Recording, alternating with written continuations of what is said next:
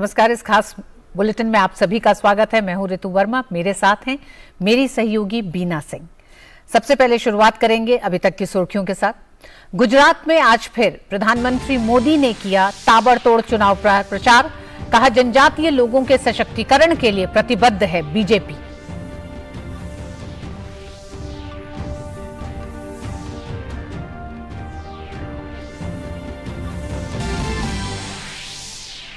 PM Modi ने लचित दिवस पर लोगों को बधाई दी। 400वीं जयंती समारोह में बोले गृह मंत्री अमित शाह, अगर लचित बरफुकन नहीं होते तो आज भारत का हिस्सा नहीं होता पूरा पूर्वोत्तर। देश भर में 9 महीने से 5 साल तक के बच्चों को टीके की अतिरिक्त खुराक देने के निर्देश। WHO ने भी खसरे को दुनिया के लिए बताया खतरा।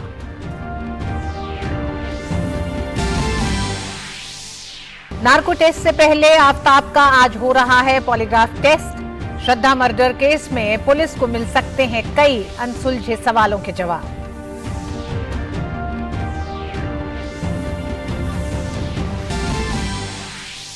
चीन में फिर बढ़ने लगे कोरोना के केस। झेंगझोउ में कल से फिर लागू होगा सख्त लॉकडाउन।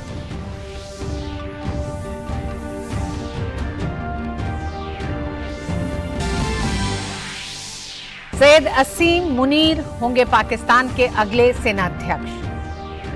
प्रधानमंत्री शाहबाज शरीफ के फैसले पर राष्ट्रपति की मुहर जरूरी।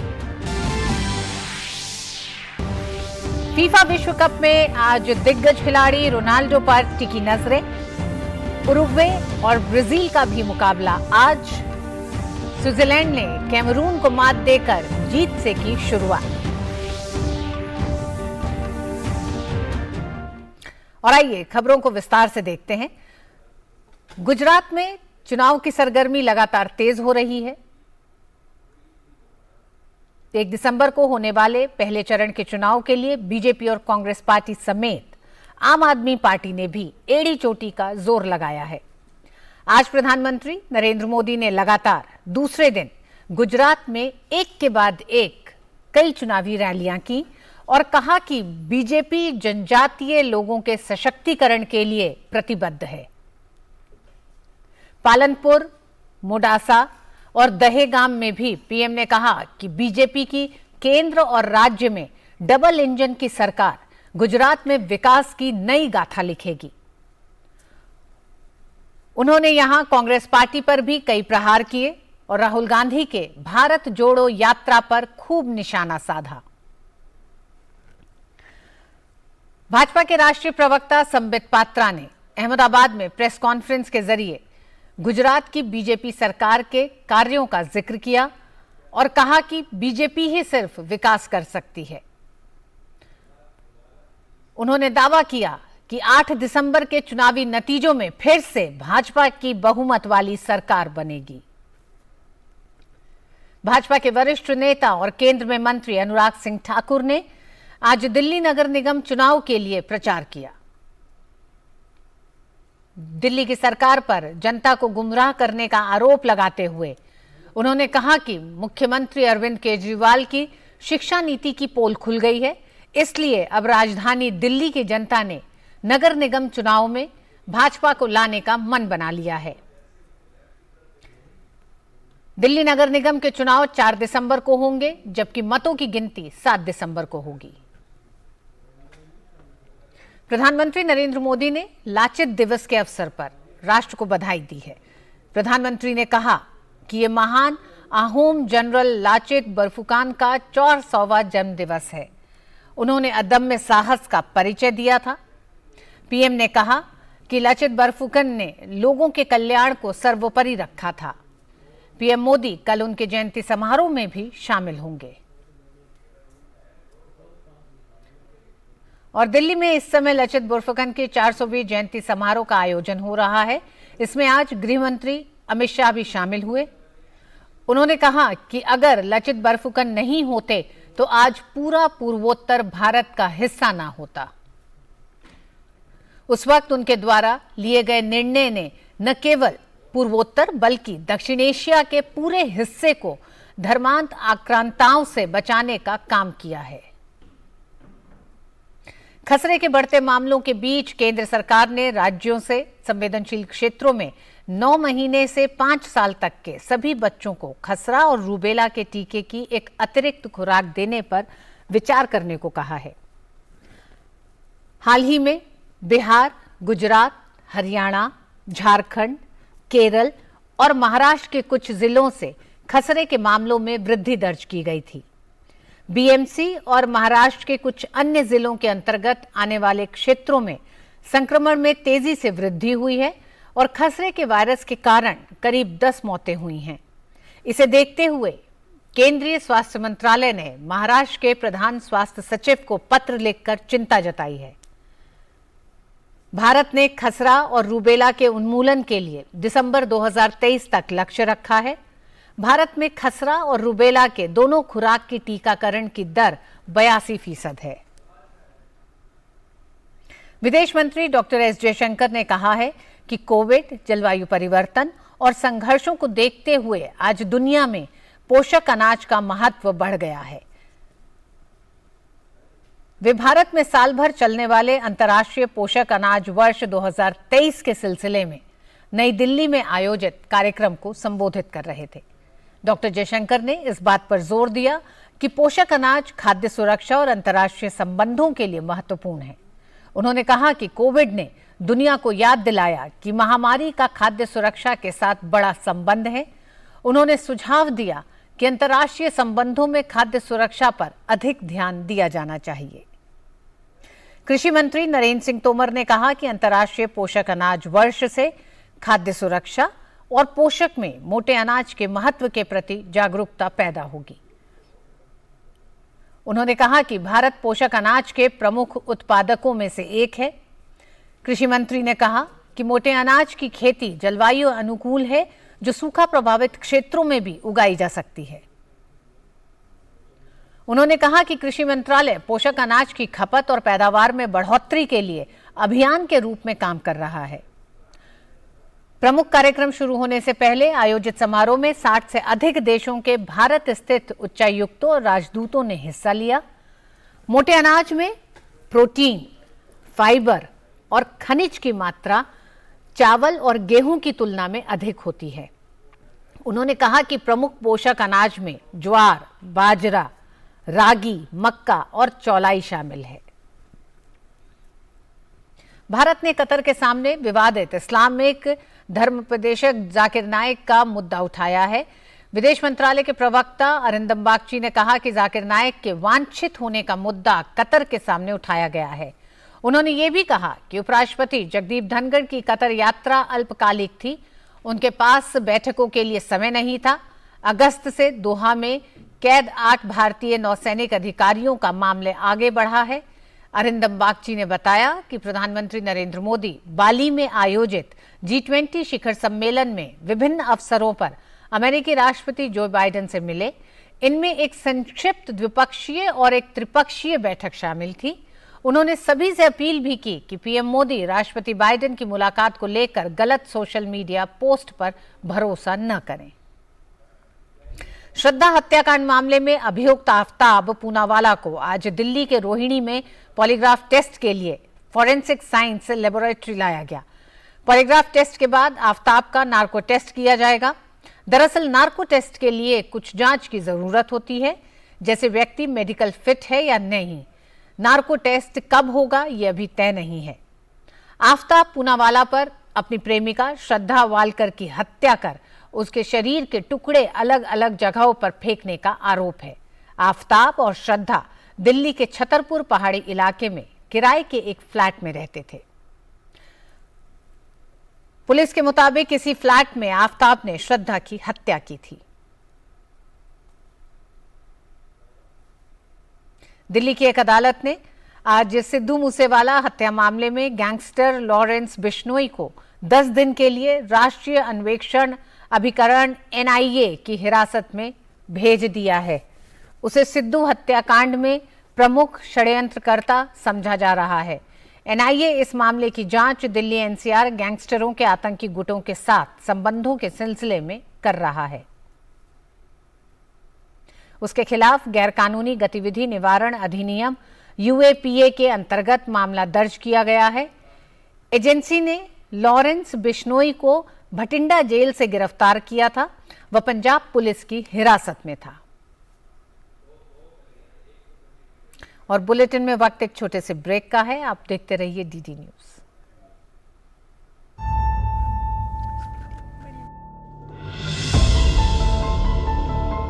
भारत का संविधान ऐसा है जो प्रत्येक नागरिक के अधिकारों और सम्मान की रक्षा करता है और यह हमारे संविधान निर्माताओं की दूरदर्शिता की वजह से ही सुनिश्चित हो सका है। This is a story of Indian Constitution's transitioning legacy. Our difficulty is not with regard to the ultimate. Our difficulty is with regard to the beginning. I like a strong, united center. The Constitution of India is every Indian's preserve. It is everybody's preserve. First time on Indian television, we travel back in time and take you back to the golden era. We, the people of India, India's constitution and legacy.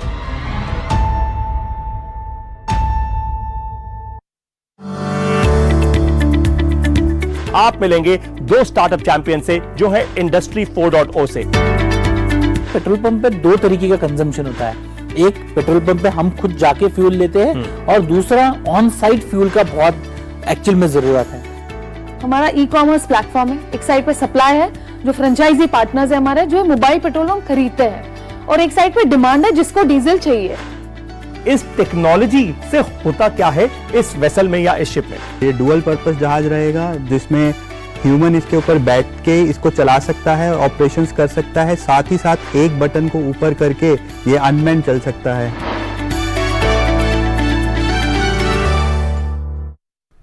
और इस खास bulletin में एक बार फिर आप सभी का स्वागत है।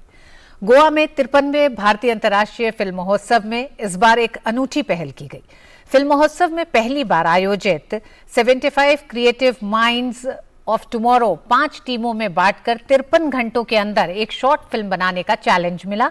इस चैलेंज को कल दोपहर पूरा कर लिया गया। वहीं आज 75 क्रिएटिव माइंड्स ऑफ टुमारो के चयनित युवाओं को अवार्ड से सम्मानित किया गया। पाकिस्तान की सूचना प्रसारण मंत्री मरियम औरंगजेब ने घोषणा की है कि आसिम मुनीर देश के अगले सेनाध्यक्ष होंगे। अब पाकिस्तान के राष्ट्रपति प्रधानमंत्री के इस फैसले पर मुहर लगाएंगे। इस वक्त लेफ्टिनेंट जनरल आसिम मुनीर पाकिस्तानी सेना में क्वार्टर मास्टर जनरल के तौर पर सेवा दे रहे हैं। उनका लेफ्टिनेंट जनरल का कार्यकाल जनरल बाजवा के रिटायरमेंट के 2 दिन पहले यानी 27 नवंबर को खत्म हो रहा है। लेफ्टिनेंट जनरल आसिम पहले डीजी आईएसआई के तौर पर भी अपनी सेवाएं दे चुके हैं। वो फ्रंटियर फोर्स रेजिमेंट से ताल्लुक रखते हैं।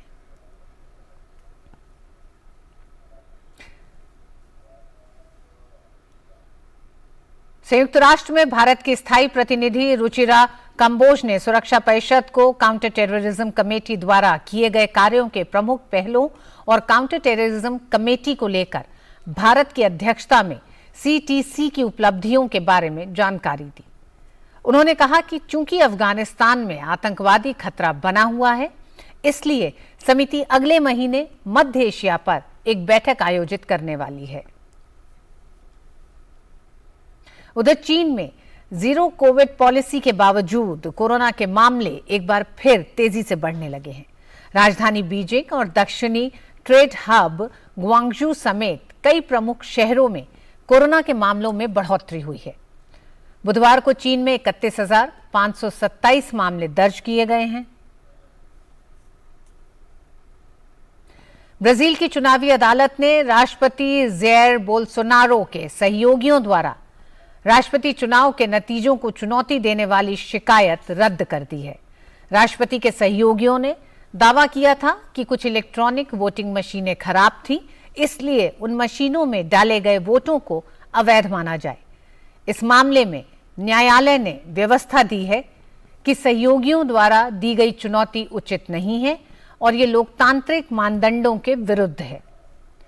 न्यायालय का कहना था कि सहयोगियों के इस दावे से अपराध और लोकतांत्रिक विरोधी गतिविधियों को बढ़ावा मिलेगा। 30 अक्टूबर को कराए गए निर्णायक चुनाव में पूर्व राष्ट्रपति लुई इनासियो लूला दा सिल्वा ने बोल्सोनारो को 2% से कम अंकों के अंतर से हराया था।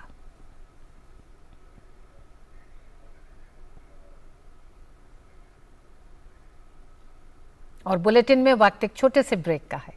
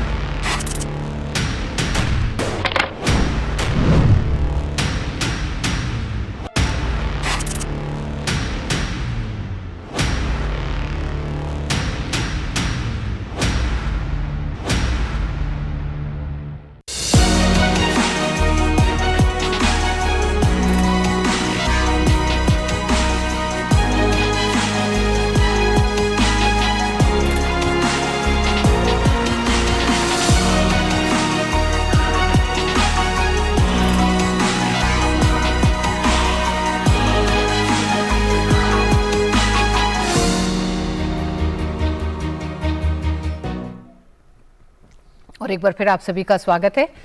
विश्व कप में आज के पहले मुकाबले में ग्रुप जी में स्विट्जरलैंड ने जीत के साथ शुरुआत की है। स्विट्जरलैंड ने कैमरून को 1-0 से हराने में सफलता पाई। मैच की शुरुआत से ही दोनों टीमों ने आक्रामक खेल दिखाया। हालांकि कोई भी टीम गोल करने में सफल नहीं हो पाई है। पहला हाफ गोल रहित रहा। दूसरे हाफ की शुरुआत में ही स्विस खिलाड़ी एम्बोलो ने गोल करके टीम को 1-0 से आगे कर दिया। एक गोल से पिछड़ने के बाद कैमरून ने बराबरी के लिए कुछ अच्छे प्रयास किए, हालांकि उन्हें सफलता नहीं मिली। फीफा विश्व कप में आज पुर्तगाल की टीम घाना के सामने कड़ी चुनौती पेश करेगी। यह मुकाबला भारतीय समय अनुसार रात के 9:30 बजे खेला जाएगा। पुर्तगाल और घाना के बीच खेले जाने वाले इस मैच में सबकी निगाहें स्टार फुटबॉलर क्रिस्टियानो रोनाल्डो पर टिकी होंगी। रोनाल्डो अपना 5वां और संभवतः अपना आखिरी विश्व कप खेल रहे हैं। ऐसे में उनके प्रशंसकों को उम्मीद है कि रोनाल्डो इस विश्व कप में एक यादगार अनुभव लेकर विदा हों। छठे फुटबॉल विश्व कप की तलाश में लगी ब्राजील भी आज देर रात अपने अभियान की शुरुआत करने जा रही है। प्रतियोगिता के पहले मैच में ब्राजील का सामना सर्बिया के साथ होगा। ब्राजील को खिताब का सबसे बड़ा दावेदार माना जा रहा है। विश्व की नंबर 1 टीम ब्राजील का हालिया प्रदर्शन भी उसे खिताब की रेस में सबसे आगे रखे हुए है। फीफा विश्व कप में आज उरुग्वे के सामने दक्षिण कोरिया की चुनौती है। यह मुकाबला कतर के एजुकेशन सिटी स्टेडियम में हो रहा है। उरुग्वे ने इस साल 9 में से 7 मुकाबलों में जीत हासिल की है। वहीं दूसरी ओर दक्षिण कोरिया ने इस साल 13 मैच खेले हैं, जिनमें से उसे 9 मुकाबलों में जीत मिली है। ऐसे में दोनों टीमों का जोर अपने अपने प्रदर्शन को बेहतर करने पर रहेगा। आईसीसी T20 रैंकिंग में भारत के विस्फोटक बल्लेबाज सूर्य कुमार यादव की बादशाहत कायम है। वह आईसीसी की ताजा रैंकिंग में भी पहले स्थान पर बने हुए हैं। T20 विश्व कप में 239 रन बनाने वाले सूर्य कुमार ने न्यूजीलैंड के खिलाफ सीरीज में सबसे ज्यादा 124 रन बनाए और सिर्फ एक बार आउट हुए। दूसरे मैच में उन्होंने नाबाद 111 रन बनाए और अपने करियर के सर्वश्रेष्ठ 895 अंक हासिल कर लिए थे। फिलहाल सूर्य कुमार यादव 890 अंकों के साथ पहले स्थान पर बरकरार हैं। वे दूसरे स्थान पर मौजूद मोहम्मद रिजवान से 54 अंक आगे हैं, जिनके पास 836 रेटिंग पॉइंट है। भारतीय तीरंदाज ऋषभ विश्व इंडोर तीरंदाजी सीरीज में स्वर्ण पदक जीतने वाले पहले भारतीय तीरंदाज बन गए हैं। वहीं लग्जमबर्ग में ही आयोजित जेवीडी ओपन और जीटी में भारत के सचिन गुप्ता ने रजत पदक अपने नाम करने में कामयाबी पाई। विश्व तीरंदाजी ने एक नया नियम निकाला है, कि विश्व रैंकिंग के तीरंदाजों को कम से कम 2 इंडोर विश्व तीरंदाजी श्रृंखला में भाग लेना होगा। चीन में जीरो कोविड पॉलिसी के बावजूद कोरोना के मामले एक बार फिर तेजी से बढ़ने लगे हैं। राजधानी बीजिंग और दक्षिणी ट्रेड हब ग्वांगझू समेत कई प्रमुख शहरों में कोरोना के मामलों में बढ़ोतरी हुई है। बुधवार को चीन में 31,527 मामले दर्ज किए गए हैं। अप्रैल महीने में सबसे ज्यादा 28,000 मामले दर्ज हुए थे। उस समय शंघाई को बंद कर दिया गया था। चीन की जीरो कोविड पॉलिसी ने बड़े पैमाने पर लोगों की जान तो बचाई है, लेकिन अर्थव्यवस्था और लोगों की जिंदगी को मुश्किलों में ला दिया है। अधिकारी अब पूरे के पूरे शहर को बंद करने के पक्ष में नहीं हैं। अधिकारियों ने घोषणा की है कि शुक्रवार से 60 लाख आबादी वाले शहर जोंगजुंग में लॉकडाउन लगाने जा रहे हैं। इसके साथ ही फॉक्सकॉन की सबसे बड़ी आईफोन फैक्ट्री में जमकर हिंसक विरोध प्रदर्शन हुए। कर्मचारियों को कोरोना काल में लगे लॉकडाउन के दौरान बोनस का भुगतान नहीं किया गया, इसलिए कर्मचारियों ने अपना विरोध जताया। और इस खास बुलेटिन में आज बस इतना ही। मुझे और मेरी सहयोगी बीना सिंह को अनुमति दीजिए। डीडी न्यूज पे खबरें जारी रहेंगी। नमस्कार।